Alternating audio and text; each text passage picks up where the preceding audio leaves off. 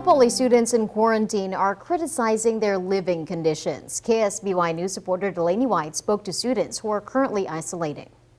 Cal Poly student Ellie Abundo tested positive for COVID-19 at the beginning of the winter quarter and says she was ordered to isolate immediately. It feels like prison, like prisoners get more time outside than this. The students who are isolating are not allowed to leave for any reason, even to go outside to get fresh air. Mentally right now, just the fact that the school has been shutting down like pretty much anything I've said so far is just like, it's very degrading, honestly. Abundo says she sent an email to administration at Cal Poly explaining what is wrong with their quarantine situation for students and advocating for the improvement of amenities. I do understand that they want to stop the spread, and obviously I do too.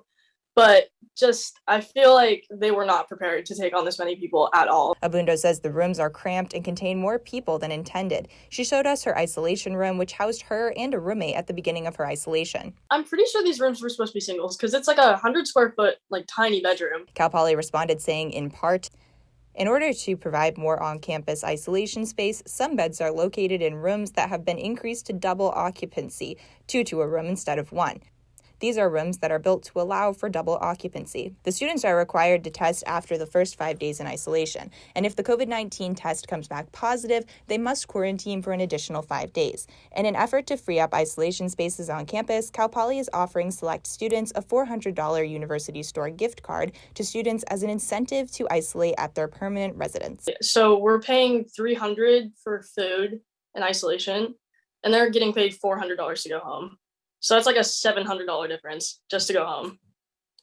Abundo says the meal plan is lacking options, and the cost is more than she budgeted for this quarter. My meal plan, personally, I can't afford to eat $30 a day. I'm on the lowest one, so I'm definitely going to have to tighten up for the rest of the quarter because of this.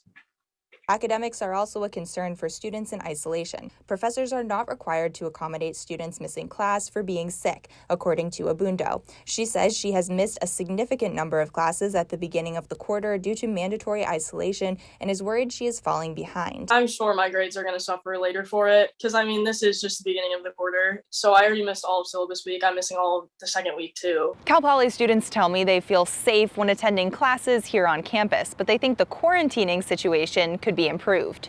It seemed kind of silly the way they were doing it, where, yeah, they had us all test during the first week, but you still had to go to your classes that first week before a lot of people had even gotten their results yet. I don't think it's being handled very well. People are saying that it can be up to 10 days or that you have to submit a negative test to come back, but I think there can be a lot of changes. Cal Poly responded by saying, in part, the number of on-campus isolation beds was lower at the start of this quarter than it has been in the past. One reason for this is that our case rates were very low in the fall, and the university had multiple requests from students in significant need of housing, and some isolation beds were converted back to standard housing to accommodate those students' needs. Delaney White, KSBY News. For more information about COVID-19 at Cal Poly, visit the campus website.